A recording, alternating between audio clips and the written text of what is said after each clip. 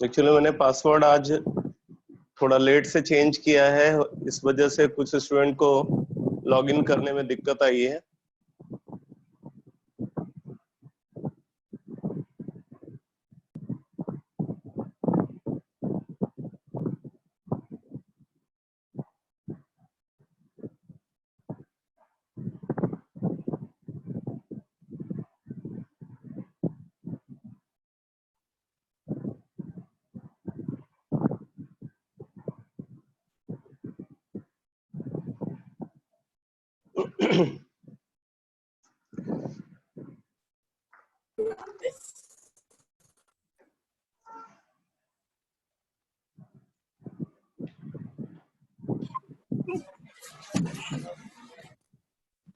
तो बेटा मैंने लास्ट क्लास में वैलेंसी फैक्टर का डिस्कशन जो है वो कंप्लीट किया था। वैलेंसी फैक्टर के डिस्कशन में मैंने एलिमेंट के केस में वैलेंसी फैक्टर जिसको वैलेंसी बोलते हैं, कंपाउंड के केस में हम वैलेंसी फैक्टर कंसीडर करते हैं। कंपाउंड के केस में मैंने बताया था एसिडिक कंपाउंड है तो उसके लिए वैलेंसी फैक्टर बेसिसिटी होती है। अगर बेसिक कंपाउंड है तो बेसिक कंपाउंड के लिए वैलेंसी फैक्टर एसिडिटी होती है। सॉल्ट्स के केस में कंप्लीट सॉल्ट को अगर कंसीडर करें तो magnitude of total cationic charge या magnitude of total anionic charge को वैलेंसी फैक्टर बोलते हैं। और अगर इनकम्प्लीट सॉल्ट है तो इनकम्प्लीट सॉल्ट के केस में मैंने बताया था कि सॉल्ट का पहले नेचर देखेंगे कि वो कैसा बिहेवियर दिखा रहा है। अगर वो एसिड की तरह बिहेव कर रहा है तो कितने हाइड्रोजन आयन वो पर फॉर्मूला यूनिट डोनेट कर रहा है, वो उसका वैलेंसी फैक्टर होगा। और अगर वो बेस की तरह बिहेव कर रहा है तो कितने हाइड्रोजन आयन पर फॉर्मूला यूनिट वो एक्सेप्ट कर रहा है, वो उसका वैलेंसी फैक्टर होगा। और उसके बाद मैंने लास्ट में डिस्कस किया था रिडॉक्स सब्सटेंसेस के केस में वैलेंसी फैक्टर डिटर्मिनेशन, जहां पे मैंने बताया था कि वैलेंसी फैक्टर होता है magnitude of total change in oxidation state divided by stoichiometric coefficient of the redox species. ठीक है, और उसके कुछ एग्जाम्पल भी हमने लास्ट क्लास में देखा था। और एक कॉन्सेप्ट मैंने और बताया था कि अगर आप किसी आयन का इक्विवेलेंट वेट निकालना चाहते हो, लेकिन आयन कैसा होना चाहिए, मैंने बताया था आपको कि आयन होना चाहिए ऐसा जो कि किसी रिडॉक्स चेंज में पार्टिसिपेट न करे। तो नॉन रिडॉक्स स्पीसीज को अगर हम कंसीडर करें तो वहां पे equivalent weight of ion is equal to formula weight of ion divided by magnitude of ionic charge। ये होता है इक्विवेलेंट वेट आयन का। और इसी के साथ मैं आपको एक और इंपॉर्टेंट बात बता दूं कि अगर आप किसी आयनिक कंपाउंड का इक्विवेलेंट वेट डिटरमाइन करते हो, equivalent weight of ionic compound, equivalent weight of ionic compound is equal to equivalent weight of cation plus equivalent weight of anion। ये एक ऑल्टरनेटिव मेथड है आयनिक कंपाउंड का equivalent wait को determine करने के लिए। Equivalent weight of ionic compound is equal to equivalent weight of cation plus equivalent weight of anion। ठीक है, ये एक नया रिजल्ट है, आप इसको नोट करो। अब जैसे देखो, अगर मैं कंसीडर करता हूं एल्युमिनियम सल्फेट को और हमें निकालना है एल्युमिनियम सल्फेट का equivalent weight, equivalent weight of aluminium sulphate, देखो क्या होगा, this is equal to equivalent weight of aluminium ion plus equivalent weight of sulphate ion. अब यहां पे हमें इस बात को नहीं कंसीडर करना है कि वो कैटायन कितने नंबर में प्रेजेंट है या एनायन कितने नंबर में प्रेजेंट है। सिंपली एक कैटायन और एक एनायन जो उस फॉर्मूला के अंदर प्रेजेंट है, आयनिक कंपाउंड के फॉर्मूला के अंदर प्रेजेंट है, उस कैटायन और एनायन का जो इक्विवेलेंट मास होगा उसका सम होगा इक्विवेलेंट वेट ऑफ कंपाउंड। तो आपको ये भी पता है कि एल्युमिनियम सल्फेट, अगर हम एल्युमिनियम सल्फेट की बात करें तो एल्युमिनियम सल्फेट एक कंप्लीट सॉल्ट है, और कंप्लीट सॉल्ट का एन फैक्टर निकालने का हमारे पास एक और तरीका है। तो अब मैं यहाँ पे इक्विवेलेंट वेट इस तरीके से निकाल रहा हूं, और फिर जो कंप्लीट सॉल्ट का वैलेंसी फैक्टर वाला जो फॉर्मूला है उसको यूज करके मैं इक्विवेलेंट वेट निकालूंगा। आप देखोगे दोनों से वैल्यू सेम आएगी। तो अगर हम एल्युमिनियम सल्फेट का इक्विवेलेंट वेट यहां से निकाले तो क्या होगा, देखो, this is equal to formula weight of aluminium ion. तो जो उसका एटॉमिक वेट है एल्युमिनियम का वही फॉर्मूला वेट हो जाएगा। तो एटॉमिक वेट ऑफ एल्युमिनियम होता है 27, तो फॉर्मूला वेट भी 27 होगा अपॉन आयनिक चार्ज का मैग्नीट्यूड। तो मैग्नीट्यूड ऑफ आयनिक चार्ज 3, तो 27/3 plus equivalent weight of sulphate ion. तो सल्फेट आयन का फॉर्मूला वेट ये होता है बेटा 96, और सल्फेट आयन पे जो आयनिक चार्ज का मैग्नीट्यूड है अगर आप देखो तो वो क्या है 2। तो यहां से अगर आप निकालोगे तो ये आ जाएगा 9 + 48, तो ये आ गया बेटा 57। यहां से आ रहा है 57 आ रहा है। अब मैं वो कंप्लीट सॉल्ट वाला जो फॉर्मूला है उसके बेसिस पे इक्विवेलेंट वेट निकालता हूं। जरा देखो, एल्युमिनियम सल्फेट का पहले तो वैलेंसी फैक्टर निकालेंगे। तो क्या हो जाएगा 2 aluminium 3 positive plus 3 sulphate ion. अगर आयनाइज करो तो 2 aluminium 3 positive, total cationic charge +6, total anionic charge -6। तो इसका n फैक्टर हो जाएगा बेटा, n factor is equal to 6। अब हम इसका इक्विवेलेंट वेट निकालना चाहते थे। Equivalent weight of aluminium sulphate is equal to molecular weight of aluminum sulfate divided by valency factor 6। तो आप देखो molecular weight of aluminum sulfate, तो 2 into 27 plus 3 into 96, 3 sulphate ion, तो 3 into 96 divided by 6, तो ये आ गया बेटा 54 प्लस ये आ जाएगा 288। 54 + 288 डिवाइडेड बाय 6, तो अगर आप इसको देखो तो ये आ जाएगा 342/6। आप इसको सॉल्व करोगे ये 57 आ जाता है। तो आप देखो, चाहे आप ये वाला मेथड को यूज करो, चाहे आप इस मेथड को यूज करो या इस मेथड को यूज करो, आप देखो वैल्यू दोनों से सेम आ रही। तो ये क्लियर हो गया सबको?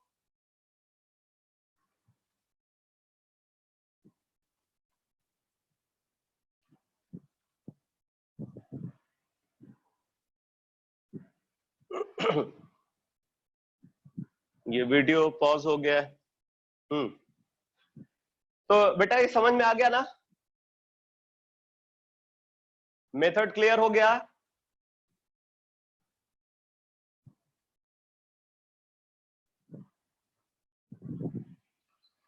ठीक है, तो इसी कंसेप्ट के साथ वैलेंसी फैक्टर का डिस्कशन को मैंने कंप्लीट कर दिया है। अब मैं एक नया कंसेप्ट डिस्कस करने जा रहा हूं। लिखो, नेक्स्ट कंसेप्ट लिखो, experimental method for determination of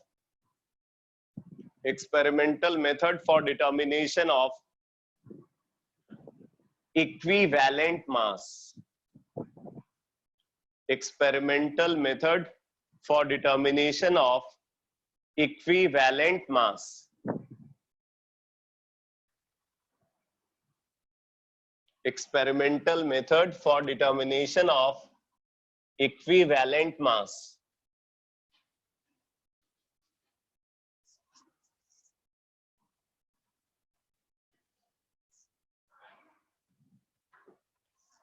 देखो, इक्विवेलेंट मास को डिटरमाइन करने के लिए हम जिन मेथड्स को कंसिडर करते हैं उनमें फर्स्ट मेथड है hydrogen displacement. Hydrogen displacement method. Hydrogen displacement method. First method है बेटा हाइड्रोजन डिस्प्लेसमेंट मेथड.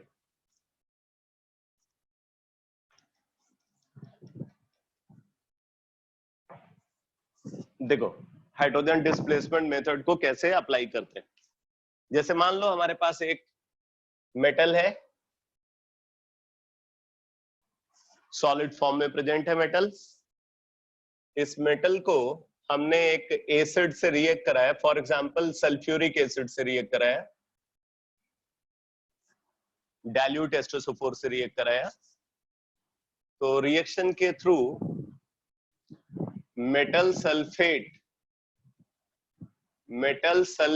प्रोड्यूस हुआ.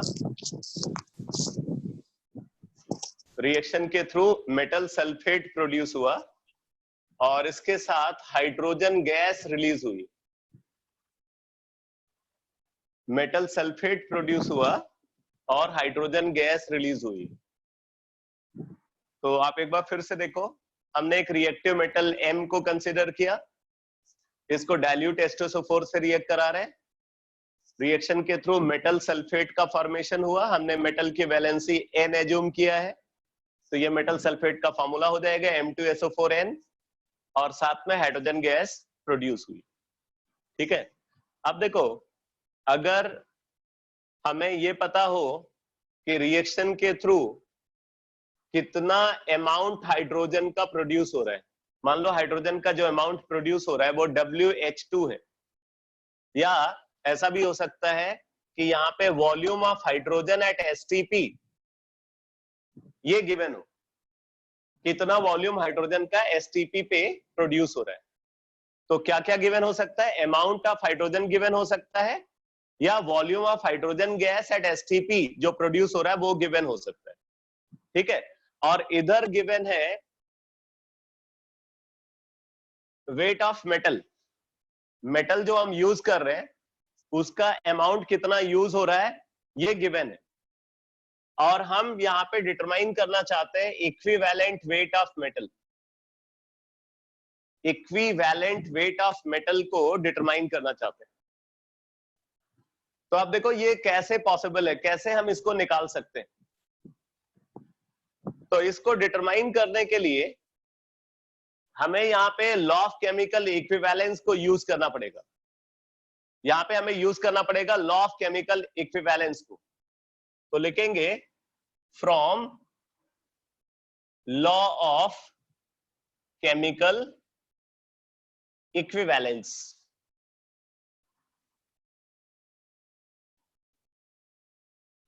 From law of chemical equivalence. From law of chemical equivalence. तो अगर लॉ ऑफ केमिकल इक्विवेलेंस को यूज करते हैं तो क्या लिखेंगे बेटा, देखो, नंबर ऑफ ग्राम इक्विवेलेंट. मैं एब्रिविएशन यूज कर रहा हूं. Number of gram equivalent of metal used.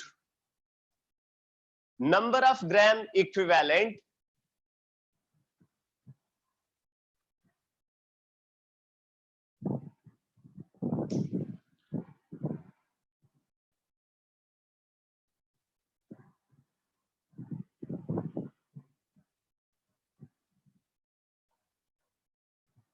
अरे मैं भी यहाँ पे देख रहा हूं, मुझे तो क्लैरिटी के साथ सब कुछ दिख रहा है बेटा, दिक्कत तो नहीं दिख रही है कोई।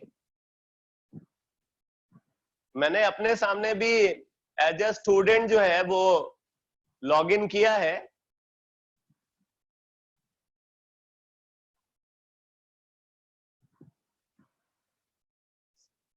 तो number of gram equivalent of metal used, number of gram equivalent of metal used is equal to number of gram equivalent of hydrogen produced। यही लॉ ऑफ केमिकल इक्विवेलेंस है, जितना ग्राम इक्विवेलेंट रिएक्टेंट का use होगा उतना ही gram equivalent product का produce होगा। Law of chemical equivalence को मैंने सबसे पहले डिफाइन किया था, उसके बाद इक्विवेलेंट मास का कॉन्सेप्ट बताया था। तो लॉ ऑफ केमिकल इक्विवेलेंस के अकॉर्डिंग जितना ग्राम इक्विवेलेंट रिएक्टेंट का कंज्यूम हो रहा है उतना ही ग्राम इक्विवेलेंट प्रोडक्ट का प्रोड्यूस होगा। तो यहाँ पे मेटल है रिएक्टेंट और हाइड्रोजन है प्रोडक्ट, तो दोनों के ग्राम इक्विवेलेंट क्या होने चाहिए बेटा? दोनों के ग्राम इक्विवेलेंट बराबर होने चाहिए। तो यही हमने यहाँ पे लिखा हुआ है। अब देखो क्या लिखेंगे, number of gram equivalent of metal used is equal to number of gram equivalent of hydrogen produced. तो ग्राम इक्विवेलेंट ऑफ मेटल क्या हो जाएगा? Weight of metal divided by equivalent weight of metal. Weight of metal divided by equivalent weight of metal is equal to number of gram equivalent of hydrogen. तो number of gram equivalent of hydrogen क्या हो जाएगा? Weight of hydrogen divided by equivalent weight of hydrogen. Number of gram equivalent of metal is equal to number of gram equivalent of hydrogen. और hydrogen का equivalent mass कितना होता है? 1.008। तो फिर हम यहां पे लिख सकते हैं बेटा, this implies equivalent mass of metal, equivalent mass of metal is equal to weight of metal multiplied by equivalent weight of hydrogen divided by weight of hydrogen। ये लिख सकते हैं, equivalent mass of metal is equal to weight of metal multiplied by equivalent weight of hydrogen divided by weight of hydrogen। अब यहां पे देखो, हमें equivalent weight of hydrogen पता है, तो equivalent weight of hydrogen को यहां पे पुट करते हैं तो आ जाएगा therefore equivalent weight of metal is equal to weight of metal multiplied by equivalent weight of hydrogen 1.008। तो 1.008 को हम अप्रोक्सीमेटली 1 लिख सकते हैं, कोई बात नहीं, मैं एग्जैक्टली लिख रहा हूं यहाँ पे 1.008 divided by weight of hydrogen. तो आप ये रिजल्ट यूज कर सकते हो। या कई बार ऐसा होता है कि हाइड्रोजन का मास की जगह पे हाइड्रोजन का वॉल्यूम गिवन होता है। तो अगर मास की जगह पे वॉल्यूम गिवन है तो आप वॉल्यूम के टर्म्स में भी रिजल्ट लिख सकते हो। कैसे लिखोगे जरा ये भी देखो। आपको पता है number of mole of hydrogen, number of mole of hydrogen is equal to weight of hydrogen divided by molecular weight of hydrogen, and this is equal to volume of hydrogen at STP. This is equal to volume of hydrogen at STP divided by standard molar volume।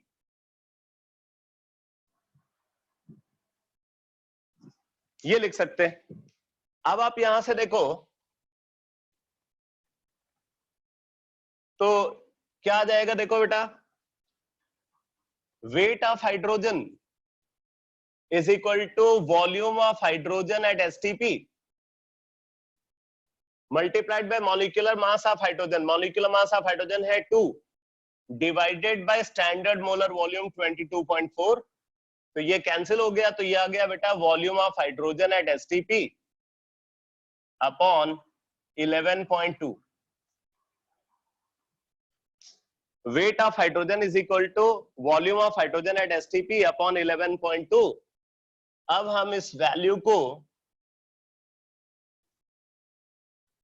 Equivalent mass के expression में, equivalent mass of metal के expression में put कर देते हैं, यहां पे put करते हैं WS2 की जगह पे, तो देखो क्या आ जाएगा, therefore equivalent weight of metal is equal to weight of metal, ये 1.008 को हमने 1 लिख दिया, multiplied by 11.2 divided by volume of hydrogen at STP.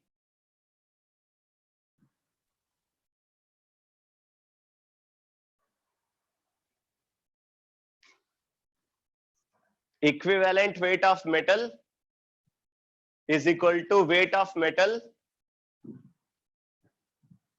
मैं रिपीट कर देता हूं, अभी फाइनल एक्सप्रेशन जो मैंने लिखा हुआ वो देखो, equivalent weight of metal is equal to weight of metal multiplied by 11.2 divided by volume of hydrogen at STP.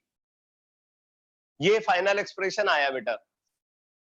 अब हमने किया क्या है, यहां तक का रिजल्ट तो आप समझ ही चुके हो, ये equivalent weight of metal is equal to weight of metal multiplied by equivalent weight of hydrogen 1.008 divided by weight of hydrogen.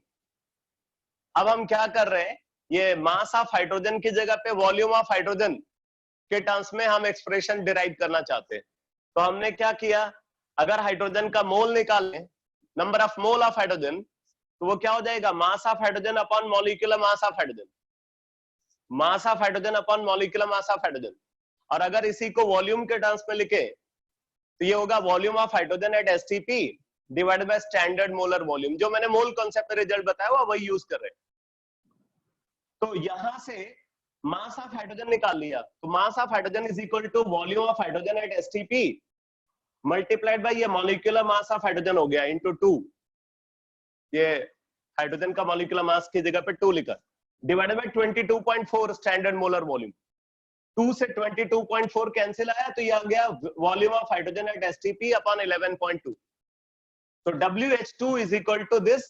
तो यहाँ पे WH2 की जगह पे हमने ये पुट करके ये वाला एक्सप्रेशन लिख लिया, हमने 1.008 को 1 लिखा है, 1.008 को 1 लिखते हुए ये वाला एक्सप्रेशन फाइनली डिराइव किया. तो बेटा ये डेरिवेशन समझ में आ गया सबको. हाइड्रोजन डिस्प्लेसमेंट मेथड में इक्विवेलेंट मास कैसे निकालेंगे, डेरिवेशन क्लियर हो गया.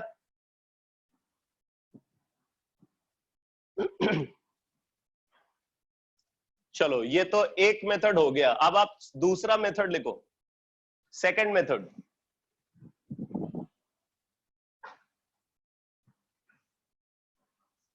सेकंड मेथड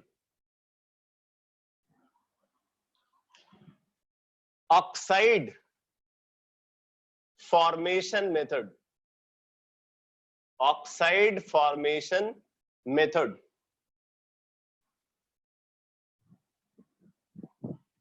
ये सेकंड मेथड है. अब जरा देखो ऑक्साइड फॉर्मेशन मेथड को कैसे अप्लाई करते हैं. जैसे मान लो एक एलिमेंट है X, अननोन एलिमेंट है X,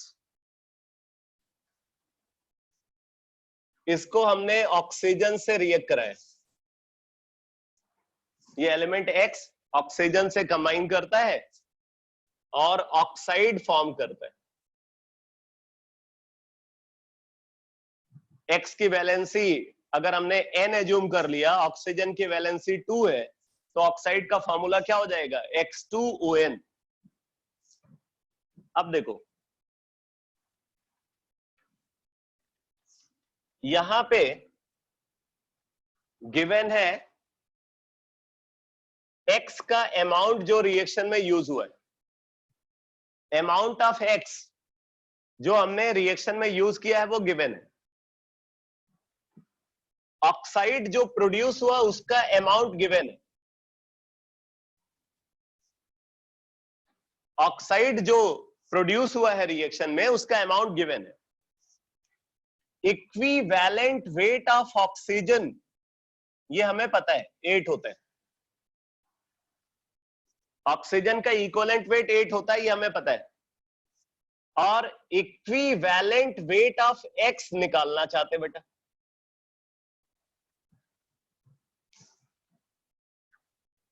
क्या क्या इंफॉर्मेशन गिवन है, ये गिवन है, जो एलिमेंट हम कंसीडर कर उसका कितना अमाउंट यूज हो रहा है रिएक्शन में वो गिवन है, ऑक्साइड जो प्रोड्यूस हुआ उसका अमाउंट कितना प्रोड्यूस हुआ वो गिवन है, और ऑक्सीजन का इक्विवेलेंट वेट 8 होता है ये हमें पता है, ये गिवन नहीं है ये हमें पता है, और हम एक्स का इक्विवेलेंट वेट निकालना चाहते हैं।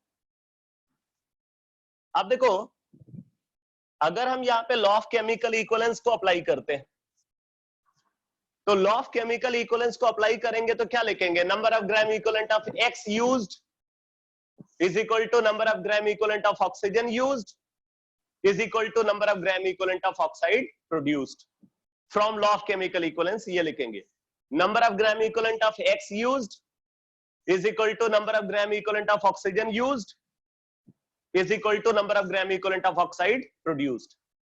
अब जरा देखो अगर X का ग्राम इक्विवेलेंट को देखें तो क्या हो जाएगा, amount of X upon equivalent mass of X। तो अमाउंट तो गिवन है लेकिन इक्विवेलेंट मास नहीं गिवन है, यही निकालना है। ऑक्सीजन के केस में देखो इसका ग्राम इक्विवेलेंट क्या होगा, amount of oxygen upon equivalent mass of oxygen. तो ऑक्सीजन का इक्विवेलेंट मास तो हमें पता है लेकिन ऑक्सीजन का अमाउंट क्या है वो नहीं पता, ये गिवन नहीं है। और यहां पे देखो आप इक्वेट करोगे तो this is equal to number of gram equivalent of oxide, तो ऑक्साइड का ग्राम इक्विवेलेंट क्या हो जाएगा, weight of oxide divided by equivalent weight of oxide. तो ऑक्साइड के केस में प्रॉब्लम यह है कि उसका इक्विवेलेंट वेट नहीं गिवन है, उसका वेट गिवन है। तो अब यहां पे दिक्कत क्या हो रहा है, इसका वेट गिवन है बट इक्विवेलेंट वेट नहीं गिवन है।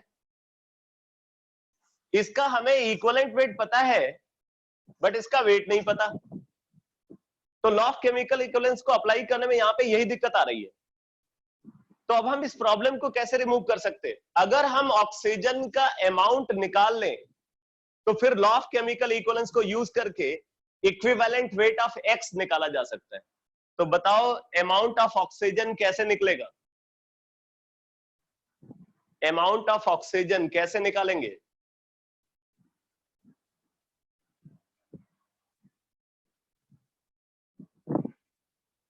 चाहे ऑक्सीजन का अमाउंट पता चल जाए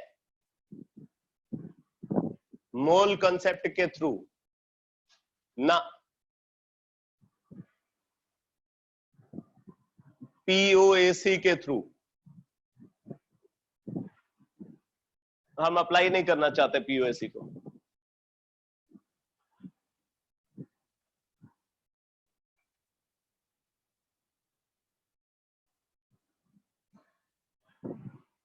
देखो अगर हम इस प्रॉब्लम को सॉल्व करना चाहते हैं, मतलब इसका अमाउंट निकालना चाहते हैं, तो लॉ ऑफ केमिकल कॉम्बिनेशन में एक लॉ आपने पढ़ा है, law of conservation of mass.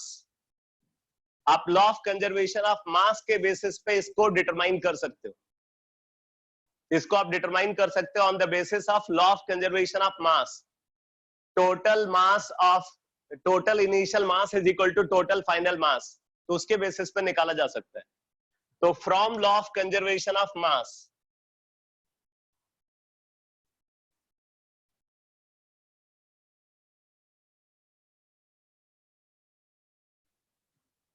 From law of conservation of mass क्या हो जाएगा, Wx plus WO2 is equal to WX2ON। Wx plus WO2 is equal to WX2ON, ये पता है ये पता है, ये निकल जाएगा। तो WO2 is equal to WX2ON minus WX।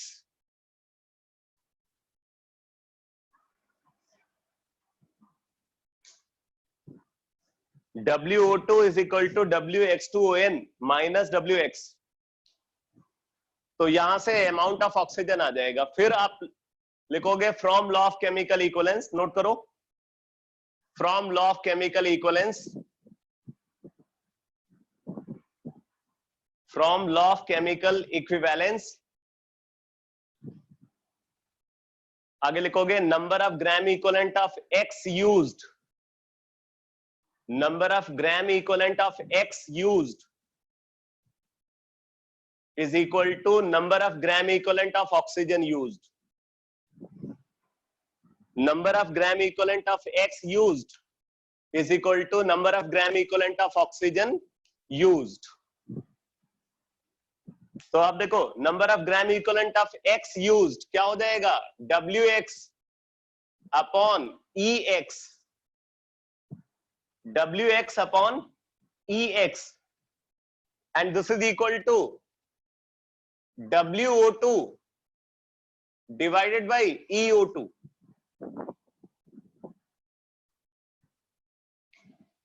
WX upon EX is equal to WO2 upon EO2.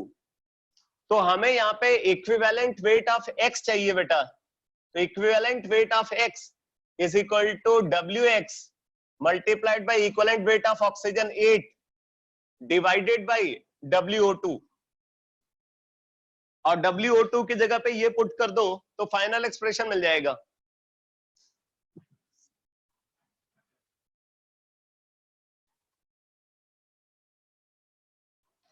तो equivalent weight of X is equal to weight of X multiplied by 8 divided by weight of oxide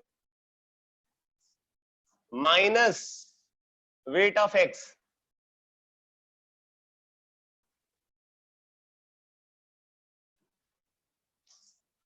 ये final expression आया equivalent mass determination के लिए by oxide formation method.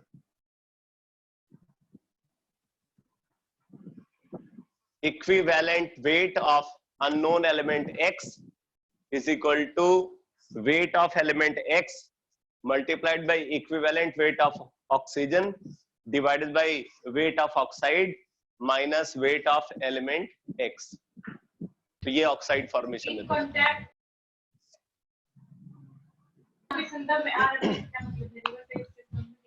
आप देखो तीसरा method क्या है, थर्ड मेथड है बेटा chloride formation method. Chloride formation method, chloride formation method. तो जैसे ऑक्साइड फॉर्मेशन मेथड को यूज करते हैं, एग्जैक्टली इसी तरीके से क्लोराइड फॉर्मेशन मेथड को भी अप्लाई करते हैं।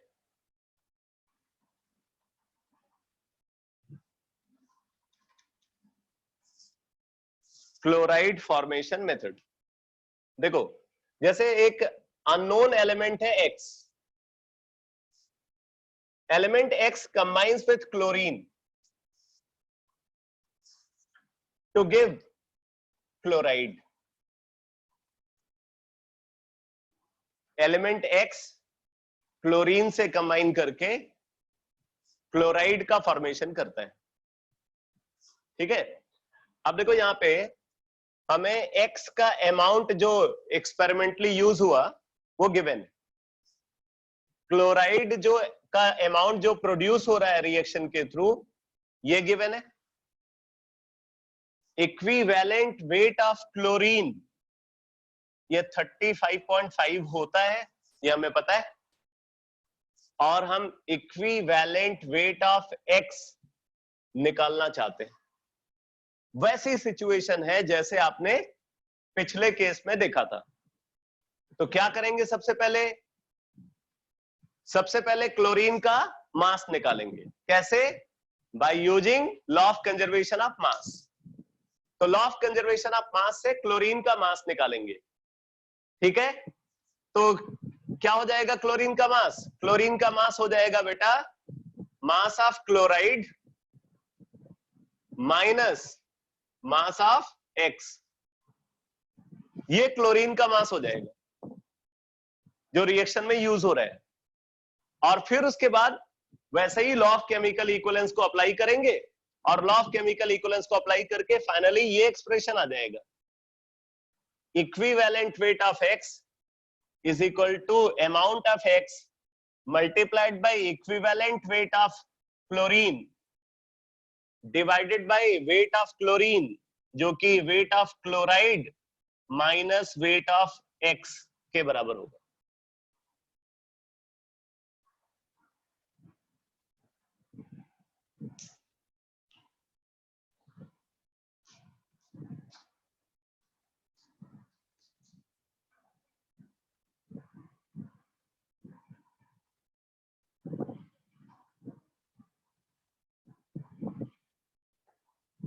तो मैंने यहाँ पे डायरेक्ट रिजल्ट लिखा है, क्या आपको समझ में आ गया?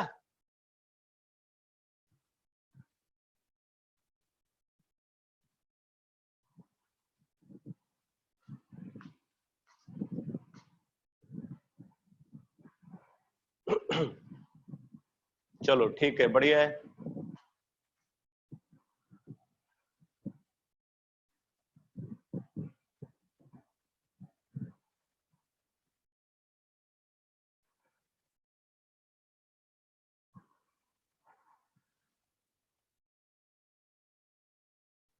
टेस्ट का डिस्कशन किया तो जा सकता है बेटा, लेकिन तो एक्स्ट्रा क्लास लगाना पड़ेगा, क्योंकि रूटीन क्लास को तो हम नहीं वो कर सकते टेस्ट डिस्कशन के लिए इन्वॉल्व। आप अगर एक्स्ट्रा क्लास के लिए तैयार हो तो मैं टेस्ट डिस्कस कर देता हूं, कोई दिक्कत नहीं।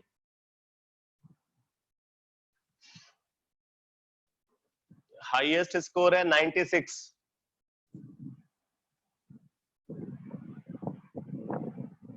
हाईएस्ट स्कोर है 96, देन सेकेंड हाईएस्ट है 95, फिर 90, इस तरीके से स्कोर है।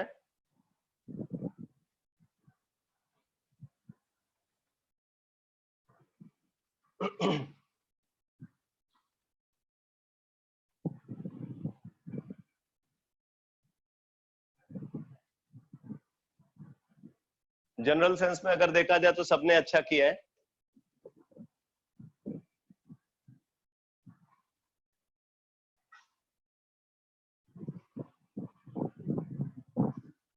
और सबसे अच्छी बात यह है कि आप लोग जो स्टोइकियोमेट्रिक कैलकुलेशन है, स्टोइकियोमेट्रिक कैलकुलेशन को आप अच्छे से समझ पाए हो, जो थोड़ा सा एक डिफिकल्ट पोर्शन समझा जाता है।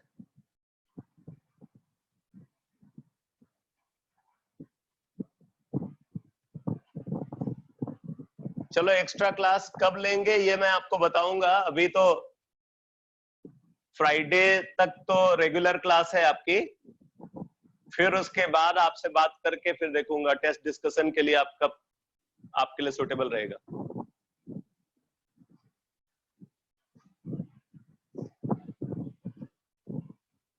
और ऐसा तो है नहीं कि सारे क्वेश्चन का डिस्कशन चाहोगे, डिस्कशन तो आप कुछ सिलेक्टेड क्वेश्चन का ही करना चाहोगे। तो अगर आप जो है वो बता दो कि जो है मतलब कौन कौन से क्वेश्चन का आपको स्पेशली डिस्कशन चाहिए, तो फिर मैं उसके हिसाब से देख लेता हूँ कितना टाइम रिक्वायर्ड है, फिर एक छोटी क्लास प्लान कर लेते हैं उसके लिए।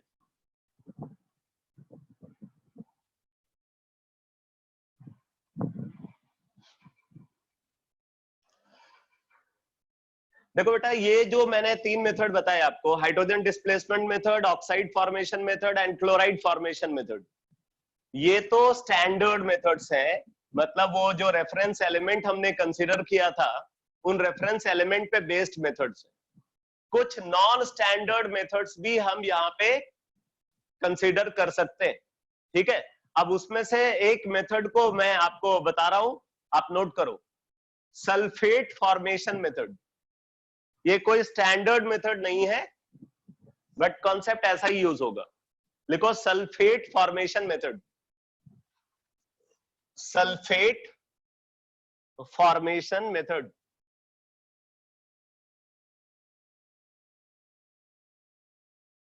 Sulphate formation method. देखो,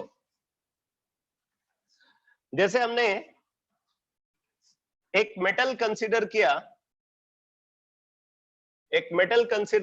M। मेटल को सल्फ्यूरिक एसिड से रिएक्ट कराया। मेटल को सल्फ्यूरिक एसिड से रिएक्ट कराया। रिएक्शन के थ्रू मेटल सल्फेट का फॉर्मेशन हुआ और हाइड्रोजन गैस प्रोड्यूस हुई। ये वही रिएक्शन जो हाइड्रोजन डिस्प्लेसमेंट मेथड में कंसीडर किया था। अब जरा देखना, यहां पे क्वेश्चन में मेटल का वेट कितना यूज हुआ वो गिवन है, मास ऑफ मेटल कितना यूज हुआ वो गिवन है। ये मेटल सल्फेट जो प्रोड्यूस हुआ, इसका कितना अमाउंट प्रोड्यूस हुआ ये गिवन है। मेटल सल्फेट का जो अमाउंट प्रोड्यूस हुआ ये गिवन है, और हमें इसके बेसिस पे मेटल का इक्विवेलेंट वेट निकालना है। क्या निकालना है बेटा? यहां पे मेटल का इक्विवेलेंट वेट निकालना है। अब देखो क्या क्या इंफॉर्मेशन गिवन है। मेटल का जो अमाउंट रिएक्शन में यूज हुआ है वो गिवन है। मेटल सल्फेट जो प्रोड्यूस हुआ उसका कितना अमाउंट प्रोड्यूस हुआ वो गिवन है, और मेटल का इक्विवेलेंट वेट निकालना है। अब जरा देखो कैसे निकालें। हमें ये पता है कि यहां पे जो हाइड्रोजन गैस प्रोड्यूस हो रही है, प्रोडक्ट में जो हाइड्रोजन गैस प्रोड्यूस हुई, वो सारा हाइड्रोजन जो है ये H2SO4 से आया। इसके अंदर जितना भी हाइड्रोजन है, यहाँ पे प्रोडक्ट साइड में जितना भी हाइड्रोजन है, वो सारा हाइड्रोजन कहां से आया? From sulphuric acid. तब हम क्या करते हैं, हाइड्रोजन को दोनों साइड से हटा देते हैं, क्योंकि हमें पता है जितना हाइड्रोजन इधर है उतना ही हाइड्रोजन इसके अंदर है, सल्फ्यूरिक एसिड के अंदर है।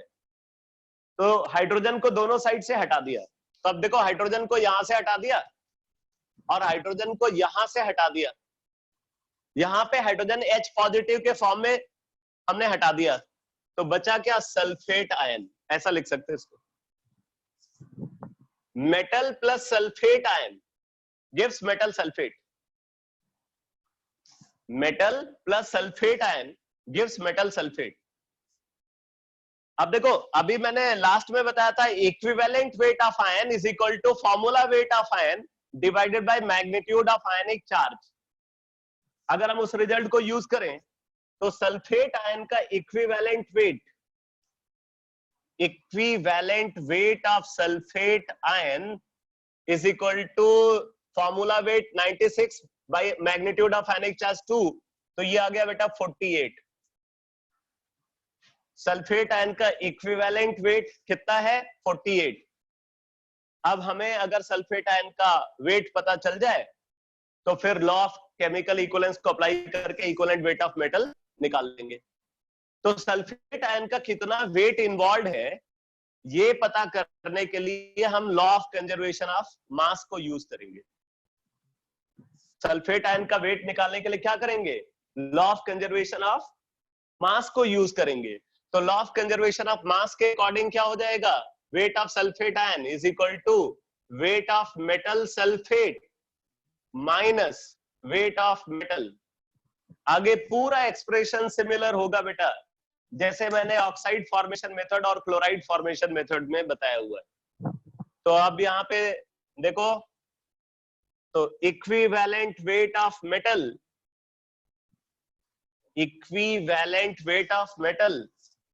Is equal to weight of metal multiplied by equivalent weight of sulfate ion 48 divided by weight of sulfate ion, तो weight of metal sulfate minus weight of metal, ये आ जाएगा एक्सप्रेशन।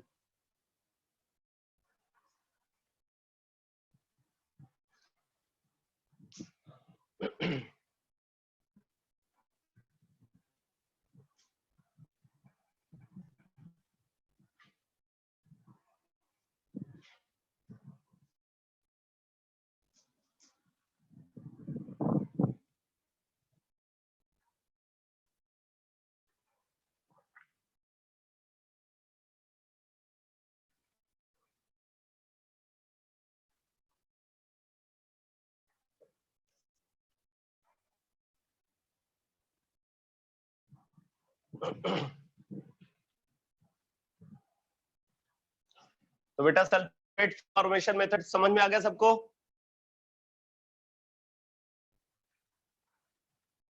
बोलो बच्चों, सल्फेट फॉर्मेशन मेथड क्लियर हो गया? तो अगर आपको सल्फेट फॉर्मेशन मेथड पता चल गया तो आप इसी तरीके से carbonate formation method, nitrate formation method, phosphate formation method को भी यूज कर सकते हो। जरा मुझे बताना, कार्बोनेट फॉर्मेशन मेथड का एक्सप्रेशन क्या होगा? कार्बोनेट फॉर्मेशन मेथड में एक्सप्रेशन क्या होगा? एक मेटल का कार्बोनेट है तो इक्विवेलेंट वेट ऑफ मेटल का एक्सप्रेशन क्या होगा?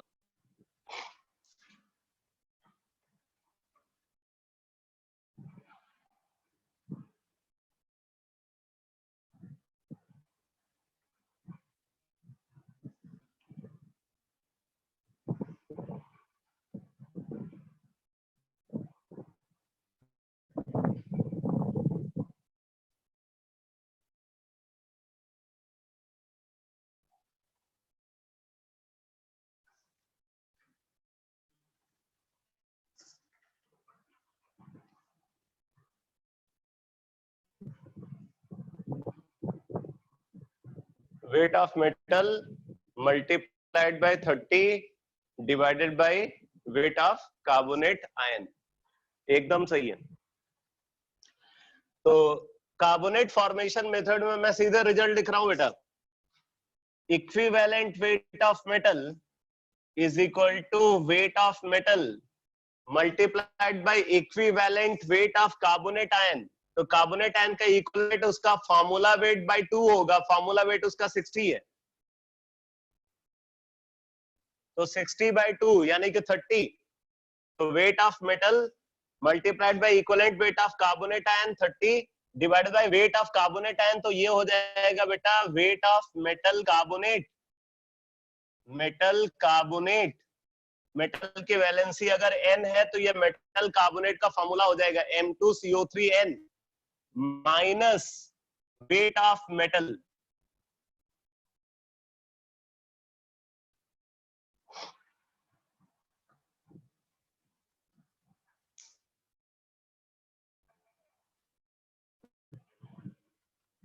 तो इक्विवेलेंट वेट ऑफ मेटल यहां पे आ गया बेटा, wait of metal, weight of metal multiplied by equivalent weight of carbonate ion 30 divided by weight of carbonate ion जो कि wait of metal carbonate minus weight of metal होगा। तो इस तरीके से आप कुछ स्टैंडर्ड मेथड्स और कुछ नॉन स्टैंडर्ड मेथड्स को यूज करके अननोन एलिमेंट का इक्विवेलेंट मास को निकाल सकते हो। तो ये इक्विवेलेंट मास डिटर्मिनेशन मेथड्स का डिस्कशन हो गया, ठीक है। और ये मैंने मेथड जो बताया बेटा ये सब एक्सपेरिमेंटल मेथड्स है।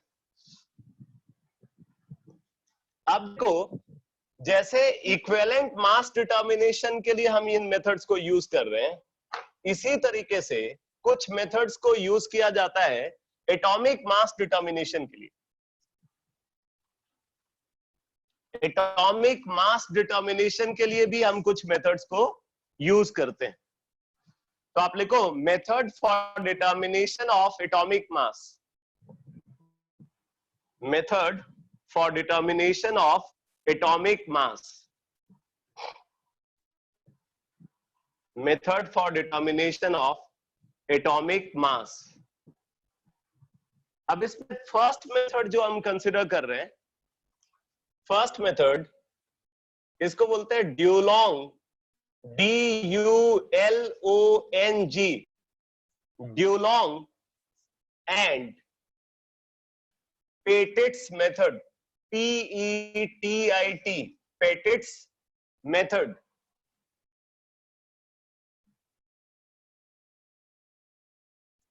ड्यूलोंग, DULONG and Petit's method, PETIT, Petit's method. ये एटॉमिक मास डिटर्मिनेशन के लिए ये मेथड यूज किया जाता है। नोट करो इसके बारे में, लिखो this method is applicable, this method is applicable only for lighter metal, this method is applicable only for lighter metal। Metals के लिए एप्लीकेबल है, लेकिन मेटल्स में भी कौन से मेटल जो कम एटॉमिक मास वाले हैं, जो लाइटर मेटल्स हैं, उनके लिए इस मेथड को अप्लाई किया जाता है। हैवियर मेटल्स के लिए इसको यूज नहीं किया जाता। तो this method is applicable only for lighter metals. आगे लिखो, it is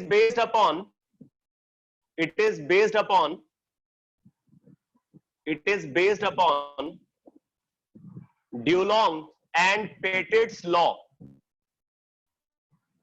It is based upon Dulong and Petit's law। It is based upon Dulong and Petit's law।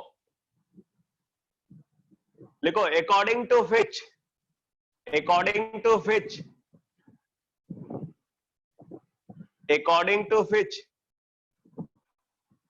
molar heat capacity, according to which molar heat capacity, ये thermodynamics का एक term है, molar heat capacity, according to which molar heat capacity of lighter metal, molar heat capacity of lighter metal is more or less constant,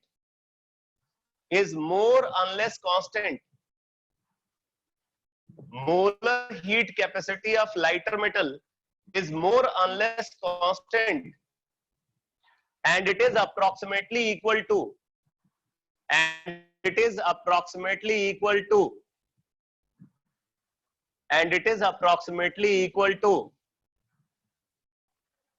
6.4, and it is approximately equal to 6.4 calorie per mole per degree centigrade।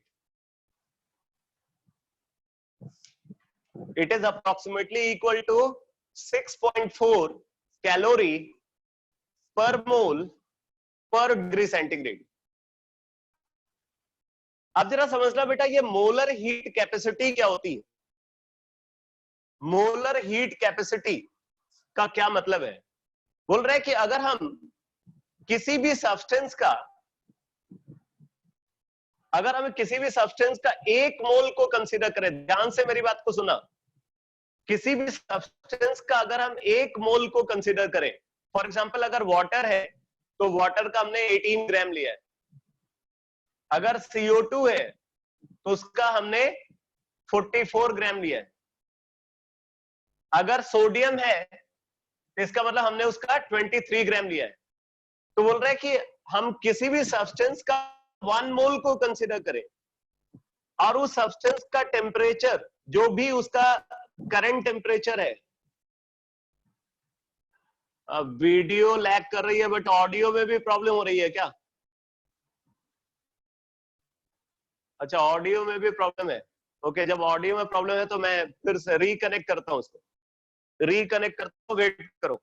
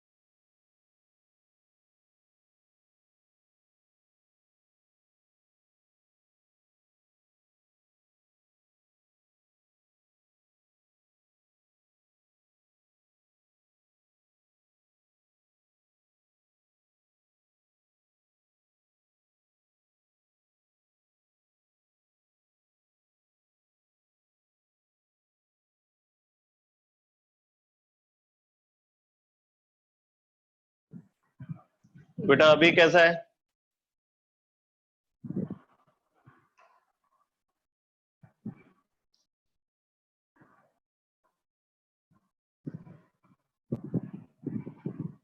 अभी तो video quality और भी खराब हो गई।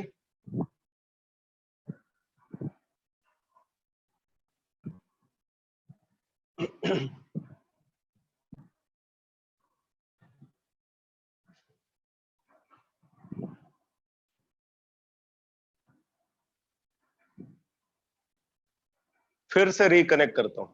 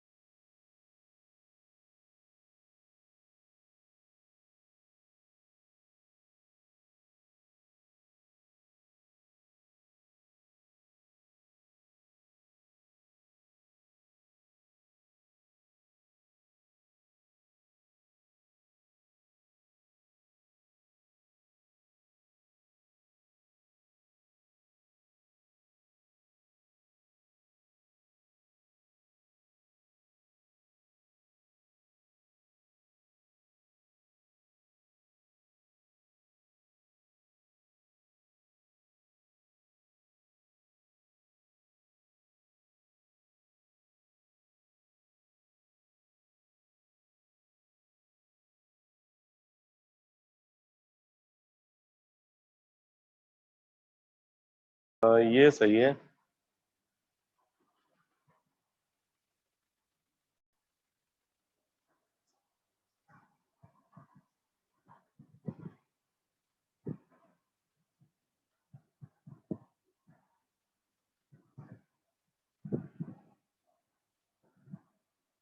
अब क्या करें बताओ?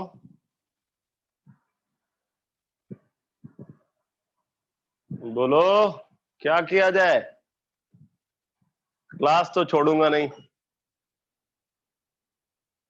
हाँ, वॉइस क्लियर है ना? हम्म। वैसे ऐसा नहीं है बोर्ड पे जो लिखा हुआ वो पढ़ नहीं पा रहे हो।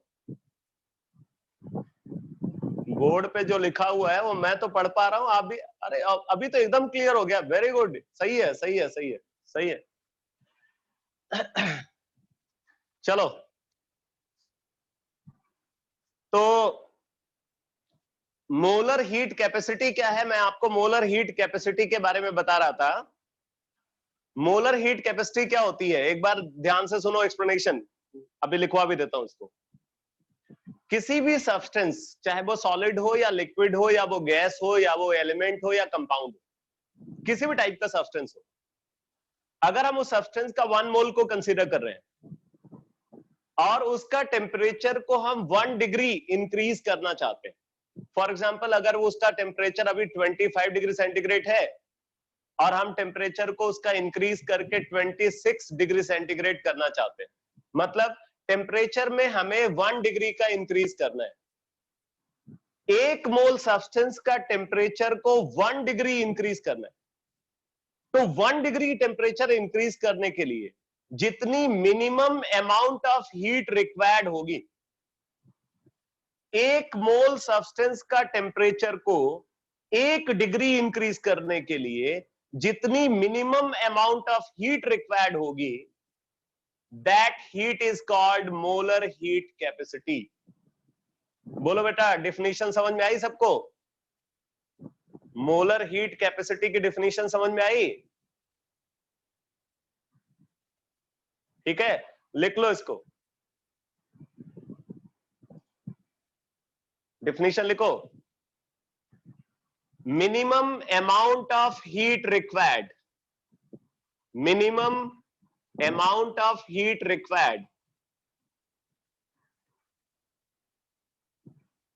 to increase, minimum amount of heat required to increase the temperature, to increase the temperature of, minimum amount of heat required to increase the temperature of 1 mole of the substance, 1 mole of the substance by 1 degree, 1 mole of the substance by 1 degree is called molar heat capacity, is called molar heat capacity। ठीक है, तो इस तरीके से molar heat capacity को define करते हैं। तो अब जरा देखो, ड्यूलॉन्ग एंड पेटिट्स लॉ क्या है? ड्यूलॉन्ग एंड पेटिट्स लॉ, इस लॉ के अकॉर्डिंग बोलते हैं specific heat, specific heat of the metal, lighter metal के लिए अप्लाई करते हैं, तो specific heat of the metal multiplied by approximate atomic mass,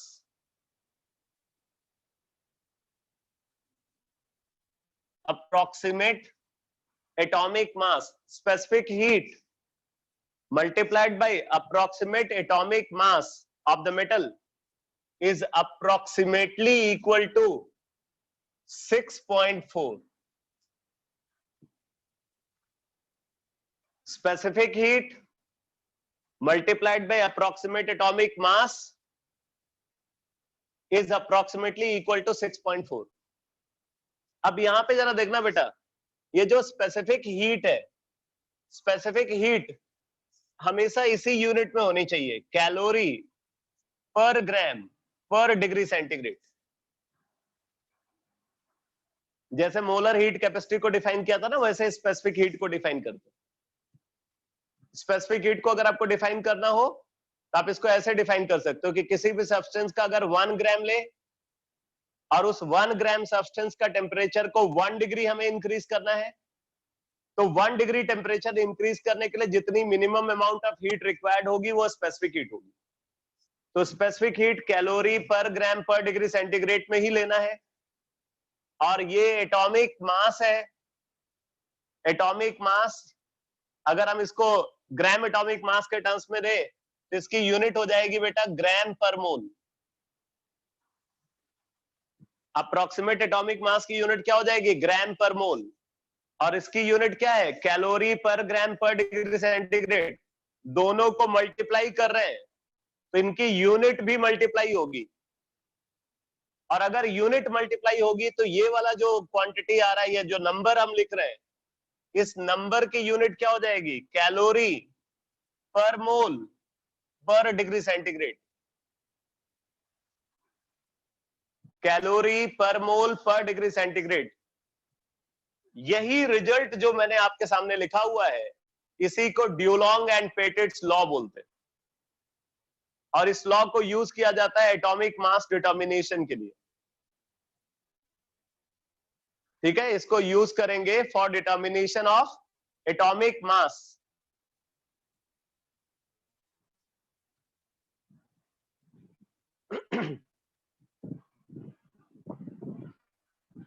It is used for determination of atomic mass.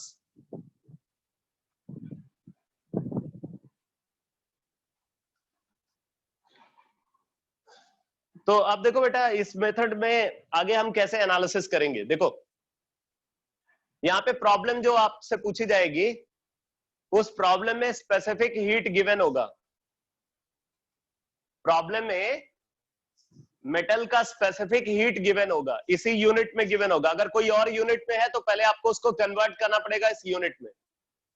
Specific heat calorie पर ग्राम पर degree centigrade में ही होनी चाहिए।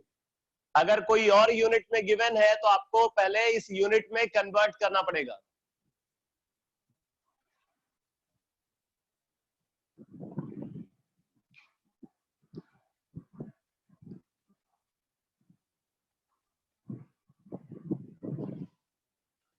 ऑडियो में भी प्रॉब्लम आ रही है?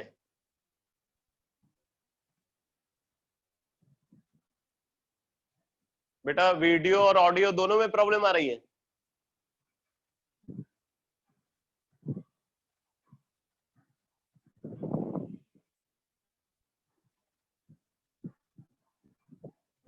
चलो, अगर ऑडियो में प्रॉब्लम नहीं है फिर तो काम चलाया जा सकता है। तो मैंने अभी बोला बेटा, स्पेसिफिक हीट जो है वो इसी यूनिट में होनी चाहिए। कौन से यूनिट में? कैलोरी पर ग्राम पर डिग्री सेंटीग्रेड। अगर कोई और यूनिट में गिवन है तो आपको पहले इस यूनिट में कन्वर्ट करना पड़ेगा। अगर आप स्पेसिफिक हीट की ये यूनिट नहीं लेते हो तो फिर इधर जो ये न्यूमेरिक वैल्यू आप कंसीडर कर रहे हो ना 6.4, फिर ये वैल्यू बदल जाएगी। और ड्यूलोंग एंड पेटिट्स लॉ वो इसी एक्सप्रेशन को बोला जाता है। इसलिए आपको हमेशा ध्यान रखना है स्पेसिफिक हीट की यूनिट यही होनी चाहिए, कैलोरी पर ग्राम पर डिग्री सेंटीग्रेड। तो प्रॉब्लम में स्पेसिफिक हीट दे देंगे, तो स्पेसिफिक हीट से आप निकाल लोगे अप्रोक्सीमेट एटॉमिक मास। अप्रोक्सीमेट एटॉमिक मास आप यहां से कैलकुलेट कर लोगे। अप्रोक्सीमेट एटॉमिक मास हो जाएगा बेटा 6.4 divided by specific heat.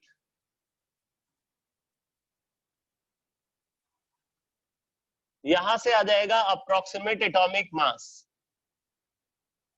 But आपको अप्रोक्सीमेट एटॉमिक मास नहीं निकालना है, आपको निकालना है एग्जैक्ट एटॉमिक मास। ठीक है, अब देखो इक्विवेलेंट मास डिटर्मिनेशन के लिए हमने पीछे आपको 4 मेथड बताए हुए, और भी मेथड्स आप खुद से भी डिटरमाइन कर सकते हो। तो इक्विवेलेंट मास जो मेटल का है, जिस मेटल का स्पेसिफिक हीट गिवन है, उसका इक्विवेलेंट मास को हम उनमें से कोई एक मेथड को यूज करके डिटरमाइन कर सकते हैं।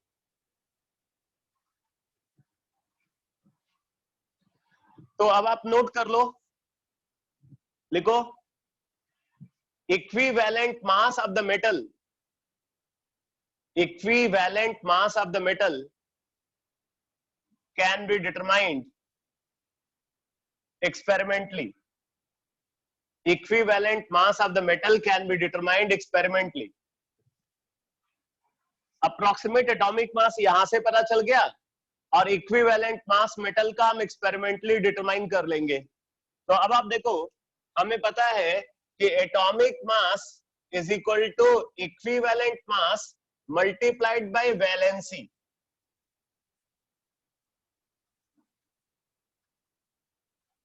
एटॉमिक मास, ये पहला रिजल्ट जो बताया था एलिमेंट के लिए, एलिमेंट के लिए इक्विवेलेंट मास क्या होता है? Atomic mass upon valency.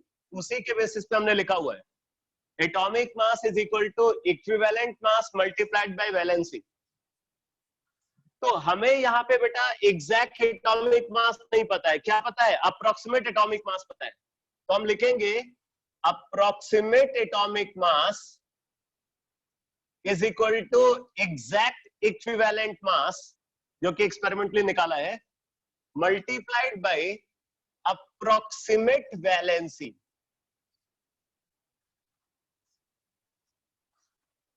Approximate atomic mass is equal to exact equivalent mass multiplied by approximate valency। ठीक है, approximate atomic mass is equal to exact equivalent mass multiplied by approximate valency। अब देखो, तो यहां से बेटा हमें मिल जाएगा approximate valency, और हमें पता है कि वैलेंसी जो है वो हमेशा एक होल नंबर वैल्यू होती है। वैलेंसी कभी फ्रैक्शनल नहीं हो सकती, valency is always a whole number. But यहां पे जो आप वैलेंसी निकालोगे, क्योंकि अप्रोक्सीमेट वैलेंसी है, तो ये होल नंबर वैल्यू नहीं होगी, बल्कि ये फ्रैक्शनल वैल्यू होगी। तो आपको क्या करना है, इस फ्रैक्शनल वैल्यू को राउंड ऑफ करके, ये जो अप्रोक्सीमेट वैलेंसी है बेटा, इसको आपको क्या करना है, राउंड ऑफ करना है। राउंड ऑफ करके आप यहां से एग्जैक्ट वैलेंसी निकाल लोगे। फॉर एग्जांपल, अगर ये वैल्यू आती है मान लो 3.84, तो इसको आपने राउंड ऑफ किया और एग्जैक्ट वैलेंसी क्या लिखा, 4। अगर 3.84 है तो क्या लिखा, 4। अगर मान लो वैल्यू आ रही 3.25, तो 3.25 को क्या लिखोगे, 3 लिखोगे। अगर वैल्यू आ रही 2.9, तो 2.9 को राउंड ऑफ करके क्या लिखोगे, 3। तो इस तरीके से आपको क्या करना है, अप्रोक्सीमेट वैलेंसी को राउंड ऑफ करके आपको एग्जैक्ट वैलेंसी निकाल लेनी। तो इस तरीके से यहाँ पे एग्जैक्ट वैलेंसी आ जाएगी, और एग्जैक्ट वैलेंसी अगर आपको पता चल गई बेटा, तो फिर एग्जैक्ट एटॉमिक मास आ जाएगा, वो हो जाएगा equivalent mass multiplied bye exact valency. ये है रिजल्ट।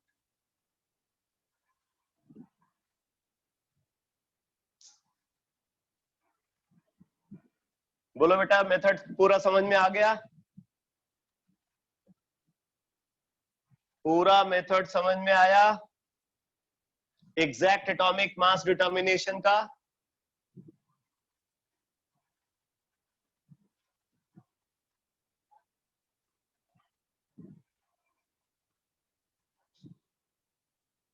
मैं एक बार रिवाइज करा देता हूं। सबसे पहले ड्यूलॉन्ग एंड पेटिट्स लॉ को यूज करेंगे। वहां पे स्पेसिफिक हीट प्रॉपर यूनिट में गिवन होगी। प्रॉपर यूनिट क्या है, कैलोरी पर ग्राम पर डिग्री सेंटीग्रेड। तो स्पेसिफिक हीट वैल्यू से हम वहां पे निकालेंगे अप्रोक्सीमेट एटॉमिक मास। और फिर जो एक्सपेरिमेंटल मेथड्स मैंने पीछे डिस्कस किए इक्विवेलेंट मास वाले, उनमें से कोई एक मेथड को यूज करके हम इक्विवेलेंट मास निकाल लेंगे। और फिर अप्रोक्सीमेट एटॉमिक मास और इक्विवेलेंट मास को यूज करके अप्रोक्सीमेट वैलेंसी कैलकुलेट कर लेंगे। फिर अप्रोक्सीमेट वैलेंसी को राउंड ऑफ करके एग्जैक्ट वैलेंसी डिटरमाइन कर लेंगे। अप्रोक्सीमेट वैलेंसी को राउंड ऑफ करके एग्जैक्ट वैलेंसी डिटरमाइन कर लेंगे। और फिर उसके बाद एग्जैक्ट वैलेंसी और एग्जैक्ट इक्विवेलेंट मास जो कि एक्सपेरिमेंटली डिटरमाइन किया हुआ है, उसको यूज करके एग्जैक्ट एटॉमिक मास मिल जाएगा। यही है पूरा मेथड, ड्यूलॉन्ग एंड पेटिट्स मेथड बोला जाता है ये। ठीक है, अब आप सेकेंड मेथड लिखो एटॉमिक मास डिटर्मिनेशन के लिए। फिर उसके बाद हम लोग न्यूमेरिकल सॉल्व करना शुरू करेंगे इन सारे कॉन्सेप्ट पे बेस्ड। तो सेकेंड मेथड लिखो, vapour density measurement method. Vapour density measurement method. Vapour density measurement method.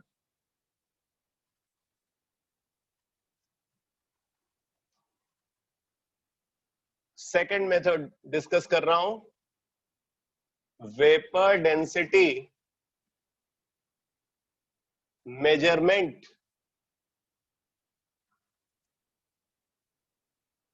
Method.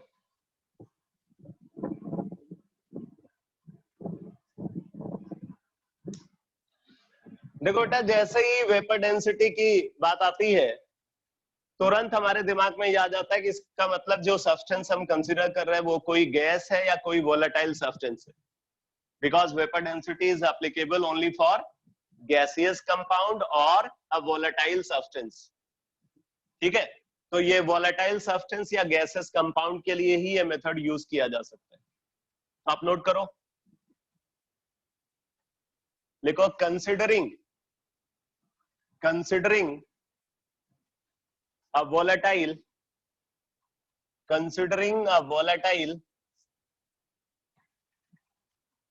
chloride, considering a volatile chloride of an unknown element X, considering a volatile chloride of an unknown element X,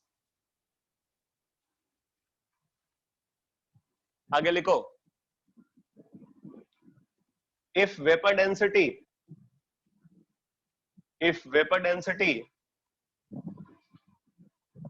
of this chloride, if vapor density of this chloride is capital D,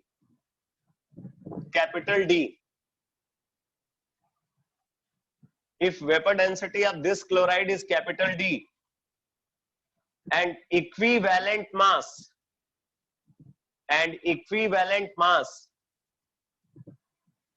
of the element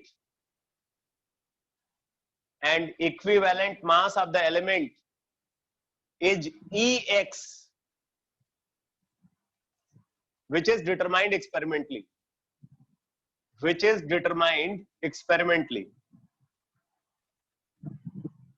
then देखो क्या होगा,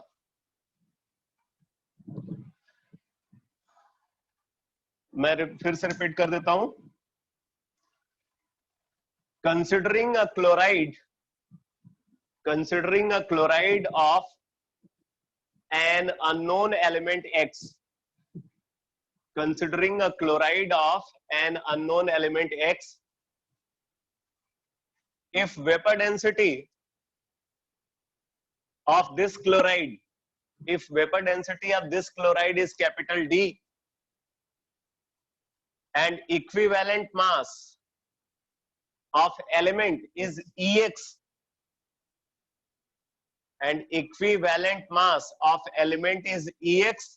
which is determined experimentally, ये value experimentally determine होती है, which is determined experimentally, then अब देखो मान लो chloride है XClN,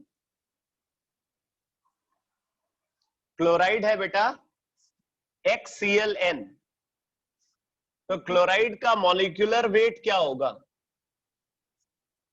molecular weight of chloride is equal to 2 into vapor density।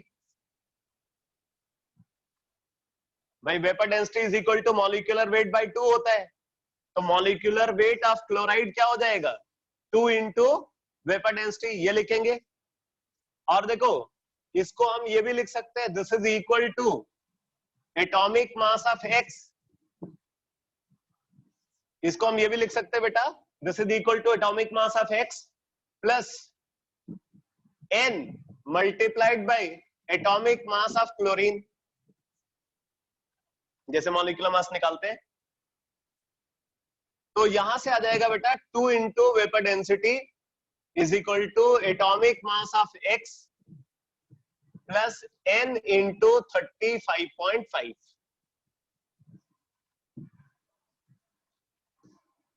2 into vapor density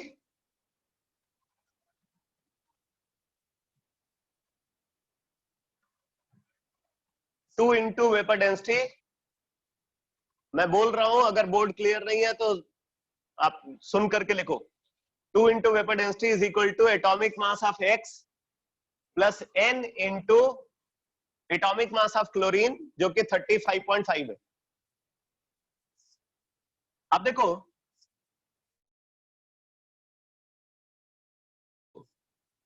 valency multiplied by equivalent मास,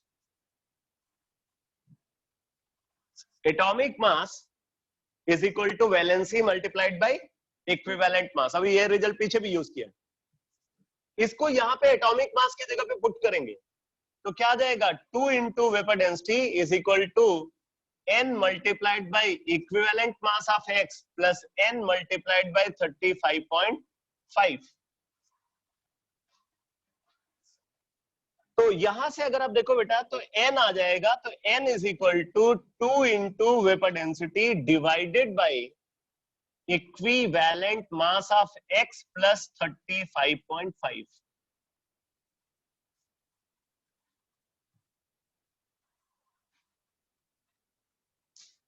ये n क्या है, ये है वैलेंसी उस अननोन एलिमेंट की, n is the valency of unknown element. और इक्विवेलेंट मास एलिमेंट का directly given भी हो सकता है या एक्सपेरिमेंटल डेटा गिवन होगा, उसके बेसिस पर हम इक्विवेलेंट मास निकाल लेंगे। तो फिर अगर n पता चल गया तो फिर आप यहां से एटॉमिक मास ऑफ x निकाल लोगे जो कि n into equivalent mass of x होगा। ये n यहां से निकलेगा। अगर n वैल्यू फ्रैक्शन में आती है तो उसको इसको भी राउंड ऑफ करके आप नियरेस्ट होल नंबर वैल्यू में कन्वर्ट कर दो।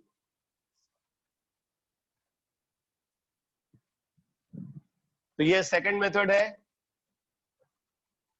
एटॉमिक मास डिटर्मिनेशन के लिए। पूरा मेथड समझ में आ गया सबको?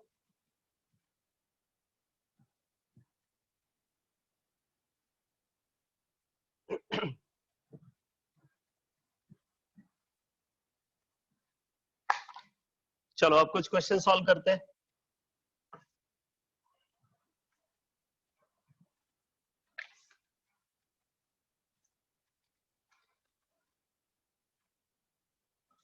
लिखो क्वेश्चन।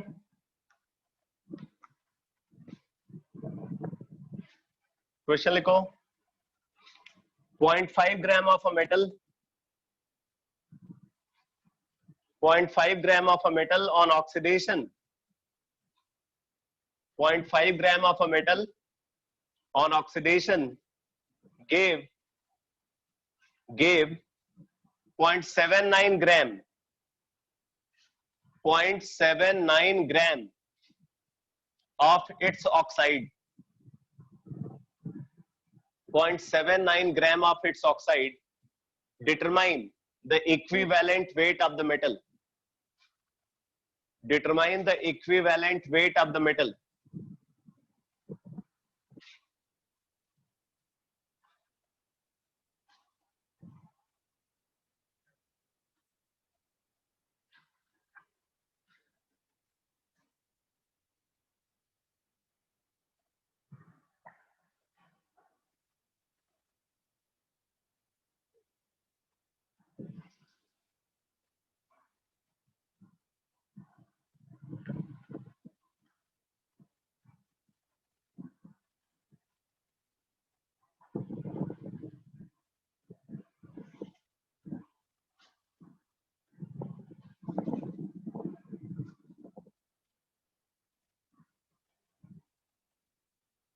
वन 1.3 गलत है।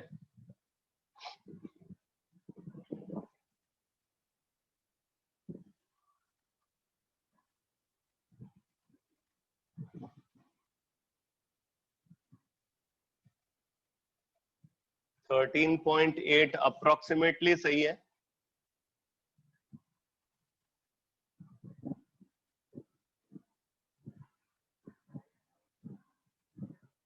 ठीक है, अप्रोक्सीमेटली आप 14 बोल सकते हो। ये ऑब्जेक्टिव क्वेश्चन है, इसमें 4 ऑप्शन गिवन है, 10, 14, 20, 40। तो 14 अप्रोक्सीमेटली होना चाहिए।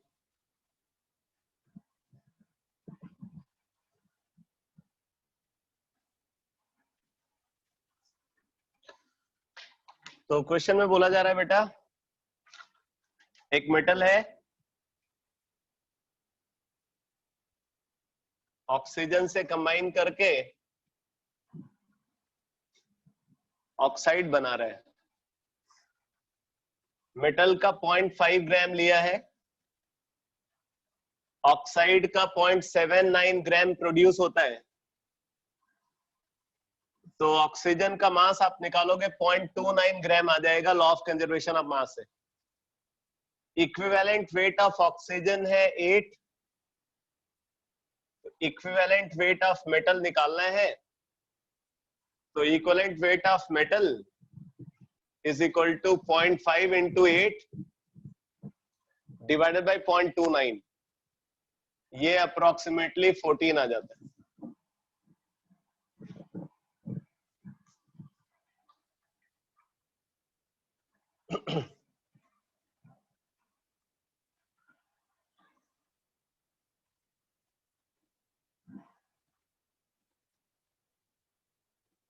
एक और क्वेश्चन लिखो। 74.5 ग्राम 74.5 ग्राम of a metal chloride, 74.5 gram of a metal chloride contains 35.5 gram of chlorine.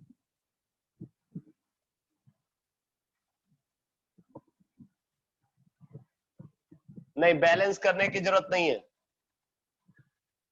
जब आप लॉ ऑफ केमिकल इक्विवेलेंस को अप्लाई कर रहे हैं तो लॉ ऑफ केमिकल इक्विवेलेंस को अप्लाई करते हुए बैलेंसिंग रिक्वायर्ड नहीं होती। ये मेथड भी पीओएसी जैसा एडवांटेज देता है।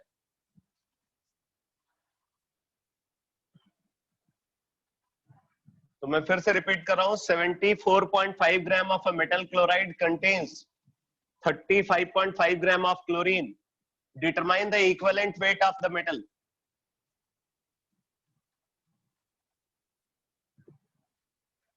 Determine the equivalent weight of the metal.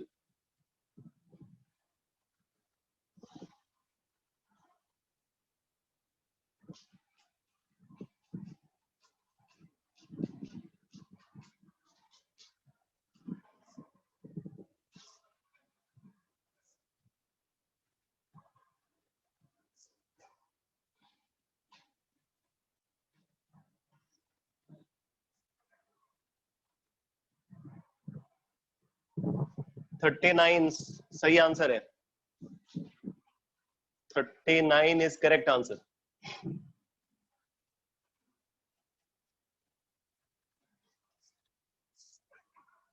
बेटा देखो, बोल रहा है कि एक मेटल क्लोरीन से कंबाइन करके मेटल क्लोराइड बनाता है। मेटल क्लोराइड का 74.5 ग्राम है,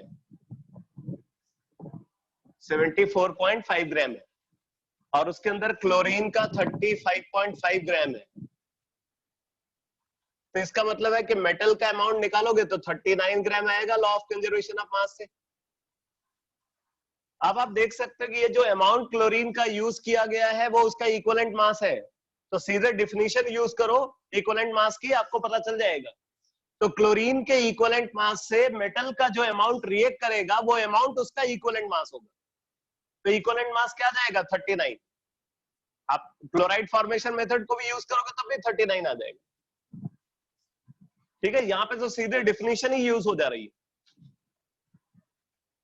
डायरेक्ट कॉम्बिनेशन वाली जो डिफिनीशन है उसको आप सीधे यूज कर सकते हो।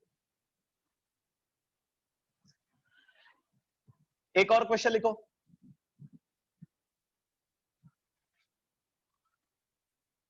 लिखो 1 gram of hydrogen, 1 gram of hydrogen, 1 gram of hydrogen is found to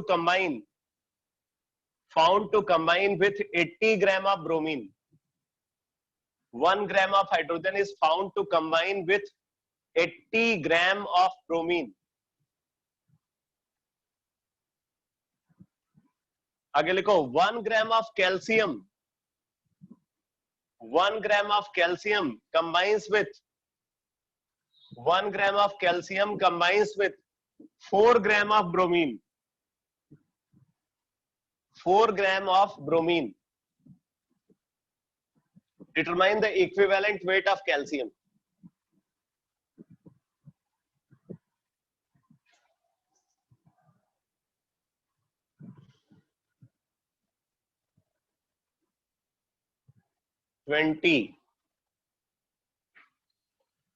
Avani तूने मुझे लगता है सीधे वो रिजल्ट यूज कर लिया है, atomic mass by valency. Avni क्या तुमने यही रिजल्ट यूज किया बेटा? हाँ सही है, लेकिन ये एलिमेंट तो तुम्हारे लिए वेल नोन था। अगर ऐसा एलिमेंट ना होता तो फिर दिक्कत हो जाती है। यहां पे आप देखो बेटा, इसमें भी डिफिनीशन को आप सीधे यूज कर सकते हो। आप देख रहे हो हाइड्रोजन ब्रोमीन से कंबाइन कर रहा है, ब्रोमीन कैल्शियम से कंबाइन कर रहा है, यानी कि हाइड्रोजन इनडायरेक्टली कैल्शियम से कंबाइन कर रहा है। वो इनडायरेक्ट कॉम्बिनेशन जो बताया था, वो डिफिनीशन को आप यूज कर सकते हो।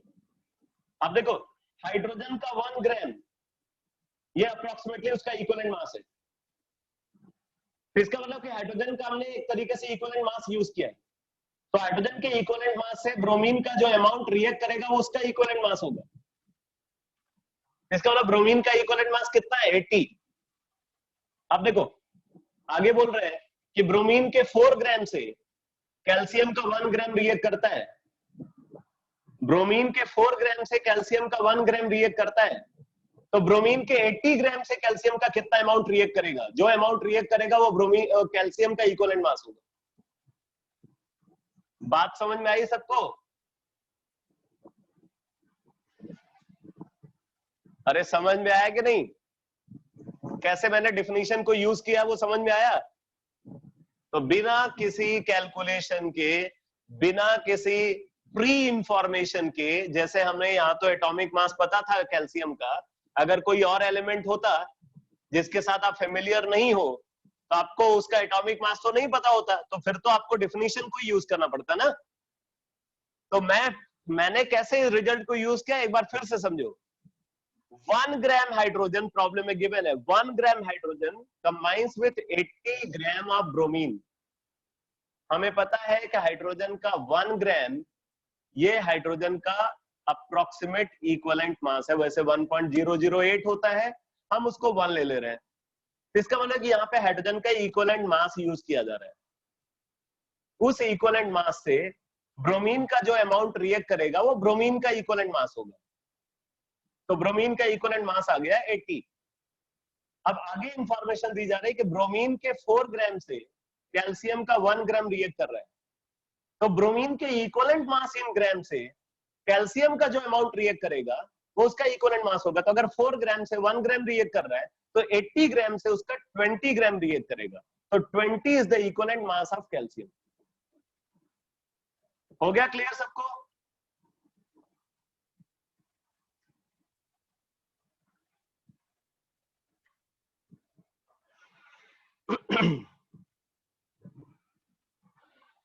तो मैं क्लास को अब कंप्लीट कर रहा हूं। नेक्स्ट क्लास में मैं कुछ न्यूमेरिकल्स इस पे और कराऊंगा, और फिर उसका एक लॉ और रहता है, एक लॉ एटॉमिक मास डिटर्मिनेशन के लिए यूज किया जाता है, उसको बोलते हैं लॉ ऑफ आइसोमॉर्फिज्म। तो इसको मैं कल के क्लास में डिस्कस करूंगा, और फिर उसके बाद हम लोग लास्ट डिस्कशन जो इस चैप्टर का है कंसंट्रेशन मेजरमेंट यूनिट, तो उसको डिस्कस करेंगे। कंसंट्रेशन मेजरमेंट यूनिट का डिस्कशन कल की क्लास में स्टार्ट करेंगे। ओके बेटा?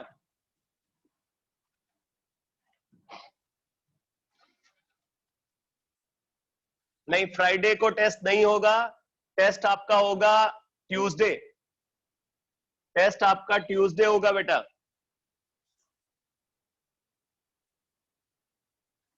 सिलेबस मैं बता दूंगा, जो भी सिलेबस कवर हो रहा है वो सब पूछा जाएगा।